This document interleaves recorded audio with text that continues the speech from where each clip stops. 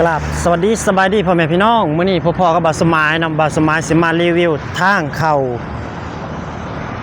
สถานีรถไฟฟ้าบางซื่อเนาะพี่น้องเนาะเรือกรุงเทพอภิวัตรนั่นเองเนาะพี่น้องเนาะมื้อนี้สิมาฮักหน้าไอ้บอยคเมนเนาะพี่น้องเนาะว่าทางเข้าสนามบินเตโชกับทางเข้าสนามสถานีรถไฟฟ้าบางซื่อนะจะหรูหราขนาดไหนเนาะพี่น้องเนาะนี่คลิปนี้ก็จะพากถึงไอ้บอยเนาะคือว่าคนเขมรเนาะที่ว่ายังอวดว่าสนามบินประเทศของเขานั้นหรูหราเนาะพี่น้องเนาะนี่คือตอนนี้บาสมายมาถ่ายตอนกลางคืนเนาะพี่น้องเนาะประมาณทุ่มกว่าเนาะพี่น้องเนาะทุ่มกว่าเนาะบาสมายเดี๋ยวมายืนถ่ายเนาะอันนี้ก็จะเป็นทางเข้าเนาะพี่น้องเนาะนี่ด้านข้างนี่ก็จะเป็นรถไฟเนาะพี่น้องเนาะนี่เนาะนี่รถไฟที่สามารถนำขบวนออกไปส่งแต่ละจังหวัดเนาะพี่น้องเนาะนี่เนาะไปภาคใต้บ่ภาคอีสานบ่ภาคตะวันออกเนาะประมาณนี้เนาะพี่น้องและนี่คือสถานีใหญ่เนาะพี่น้องเนาะนี่สถานีบางซื่อเนาะพี่น้องเนาะนี่ตอนนี้บ่าวสมายยืนอยู่ข้างนอกเนาะพี่น้องเนาะเดี๋ยวบ่าวสมายสิมาให้เบิ่งถนนหนทางเบิ่นเนี่ยทางเข้านี่ขนาดทางเข้าทางออกนี่นะยัง6เลน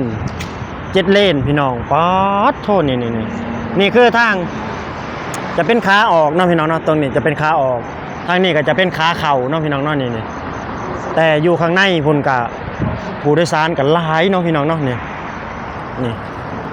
ให้เบิ่งให้ชมเลยว่าอลังการขนาดไหนนี่เขมรแล้วจะมาสู้ประเทศไทยได้จะสวยกว่าประเทศไทยได้อย่างไรนะครับเนี่ยนี่ก็คือตาสวรรค์นะพี่น้องก็ว่าได้เนาะแต่แปลกที่ว่าบ่าวสมัยแปลกคือว่ากลางคืนนี่ซ้ำกลางเว้นนะพี่น้องเนาะนี่เบิ่งเอานี่ถนนเนาะนี่ย่ำกลางคืนได้นี่พี่น้องเอ้ยนี่ บ่าวสมัยได้มาเห็นป๊อดโทษนี่คือนี่บอลนี่ก็คือห้ามหยุดห้ามจอดนะพี่น้องเนาะห้ามจอดมาตอนนี้ก็ได้มาเบิ่งมาเห็นป๊อดโทษพี่น้องเอ้ยได้มาเบิ่งได้มาชมใกล้ๆเลยนี่ใกล้คักปะนี่เลยนะนี่เนาะนี่ป๊อดโทษสวยงามขนาดนี้เลยนะพี่น้องถนนหรือว่าถนนเข่าสถานีรถไฟฟ้าเนาะบางซื่อเนาะพี่น้องเนาะนี่ป๊อดโทษพี่น้องเอ้ยหนุ่มลาวได้มาเห็นจนสะอึกสะอื่น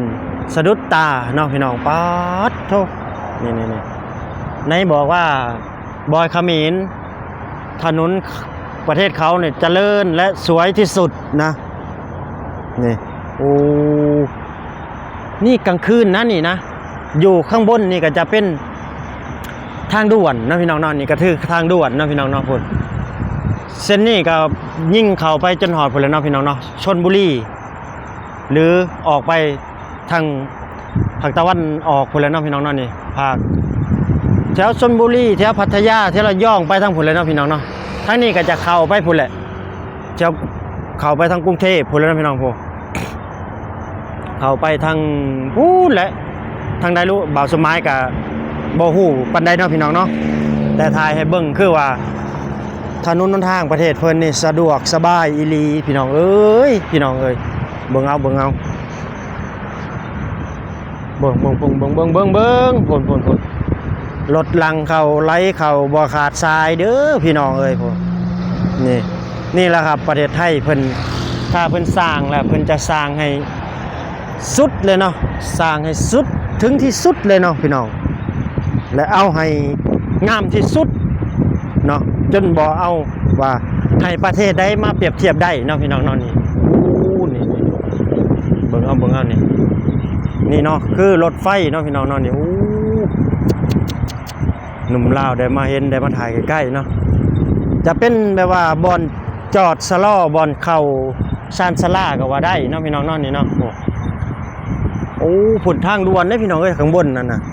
ทางด่วนพี่น้องป๊อดโธ่ผลเอ้ยมาเบิ่งเอาเด้อพี่น้องเอ้ยผู้ใดยังบ่ทันเห็นเนาะ นี่คือกรุงเทพอัมพีวัดเนาะพี่น้องเนาะนี่เนาะป๊าดโทจะเป็นสวยจะเป็นงามเนาะนี่อันนี้ก็จะเป็นจุดจอดเนาะพี่น้องเนาะจุดจอดบอนจะล่อเข้าชานชราก็ว่าได้เนาะพี่น้องป๊าดโท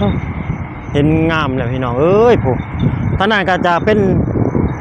สถานีใหญ่เลยเนาะพี่น้องเนาะสถานีใหญ่เลยตรงนั้นโอ้นี่สุดยอดพี่น้องเอ้ยผู้นี่ป๊อดทุกลายได้พี่น้องเอ้ยลายขั้นขนาดนี้โมเมนต์น้อยๆนั่นนะผู้เบิ่งเอาผู้นี่คือทางด่วนเนาะพี่น้องเนาะทางด่วนนะก็จะเป็นสถานีใหญ่เนาะพี่น้องเนาะนี่สถานีใหญ่บางซื่อเลยใหญ่ที่สุดในประเทศไทยเลยเนาะนี่เนาะสถานีใหญ่ที่สุดในประเทศไทยเลยเนาะนี่ตรงนี้ไปภาคอีสานไปภาคกลางไปใช้กับแมนได้เนาะเมื่อจุดนี้ได้เลยเนาะพี่น้องเนาะนี่โอ้โหเบิ่งเอาโหบริเวณมาอวยได้นี่พี่น้องเอ้ยนี่คือมาชื่นชมเนาะมาชื่นชมว่าประเทศเพิ่นนี่อู้สุดยอดอะไรพี่น้องเอ้ยโหแม้แต่เป็นรถล่างเข้าไปร้ายเนาะพี่น้องเนาะอ๋อโทษเพิ่นมาใส่บริการเนาะอยู่นี่ก็คืออันดับ1เลยแหละเนาะเพราะว่าพี่น้องไปไซเนาะนี่โอ้นี่ประเทศเขมรมีบ่แบบนี้พี่น้องเอ้ยนี่โอ้ยผมว่าประเทศเขมรคือสิบ่มีแบบนี้เนาะพี่น้องเนาะนี่มึงดูผมว้าทบครั้งแรกบ่สมัยเด้ย่างมาถ่ายบ่นี่เด้อพี่น้องเอ้ยก่อนหน้าสิมาถ่ายเฮาก็ต้องขออนุญาตเพิ่นก่อนเนาะพี่น้องเนาะว่าเพิ่นว่าถ่ายได้เนาะถ่ายได้แต่เฮาบ่ได้เอาไปเฮ็ดแบบเสียหายๆนะพี่น้องมาชื่นชมว่าประเทศเพิ่นนี่อู้รถไฟหลายพี่น้องเอ้ยรถไฟหลายคักอีหลีบ่ว่าจะเป็นใต้ดินความเร็วสูงก็ว่าได้เนาะพี่น้องความเร็วสูงก็มีเนาะแต่ก็บ่ได้เร็วพอบ่ได้เร็วเกินนะพี่น้องเนาะก็ว่าความเร็วสูงแหละเนาะพี่น้องเนาะทั้งใต้ดินทั้งอีหยังก็มีเบิดนี่แหละประเทศไทยสร้างได้สร้างคักสร้างแน่อีหลีเนาะเห็นข่าวว่าเขมรจะพัฒนาให้กว่าประเทศไทยอีกป๊าดเท่าเนาะบ่สมัยก็สิรอเบิ่งเนาะเขมรสิพัฒนาสำใดเนาะพี่น้องเบิ่งเอาผู้โอ้พี่น้องเอ้ยผู้สุดยอดอลังการนี่คือรถไฟเนาะพี่น้อง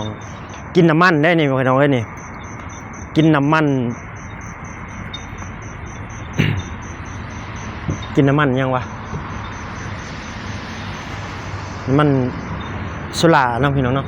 โซล่าเซลล์นี่แหละเนาะพี่น้องแม่นบ่วะเนาะประมาณนี้แหล้วเนาะนี่บ่สมัยกับบ่ฮู้ปานใดเนาะคากะลีพี่น้องเอ้ยป๊อดโธ่นี่เบิ่งเอาไทยแลนด์สร้างสุดอลังการจริงๆเลยครับผมนี่โอ้ยผลพี่น้องเอ้ยผมป๊อดโธ่สิให้ประเทศไทยอ้ายประเทศอื่นได้อย่างได้นี่มีแต่ประเทศอื่นนะสิมาอ้ายประเทศไทยเนาะเพิ่นสร้างอลังการขนาดนี้สิให้ไปอ้ายประเทศอื่นได้อย่างใดเนาะนี่คือสุดยอดอลังการถนนหนทางเข้าสถานีรถไฟฟ้าบางซื่อเนาะพี่น้องเนาะนี่โอ้ยโหพี่น้องเอ้ยเบิ่งเอาเด้อนี่โหป๊าดโธ่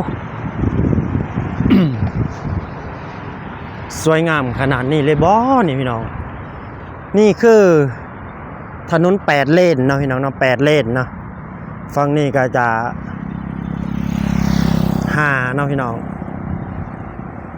5 6 7 8เนาะพี่น้องโอ้นี่สุดยอดอลังการงานช่างถนนหนทางประเทศไทยเนาะพี่น้องเนาะโอ้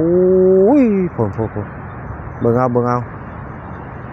าเนาะพี่น้องคลิปนี้ก็สิบ่าวสมายสิได้จบคลิปไปเพียงส่ำนี้เนาะพี่น้องฝากพี่น้องกดไลค์กดแชร์กดติดตามให้บ่าวสมายเด้อครับเพื่อเป็นกำลังใจได้เฮ็ดคลิปต่อไปเนาะพี่น้องเนาะบ่ว่าพี่น้องฟังไทยฟังลาวอยู่ไสก็แล้วแต่เนาะพี่น้องเนาะขอบคุณหลายๆที่เขามาติดตามและรับชมคลิปของบ่าวสมายเนาะพี่น้องคลิปนี้ก็จะจบคลิปไปเพียงส่ำนี้เด้อพี่น้องเอ้ยขอกราบคำว่าสบายดีและสวัสดีครับผม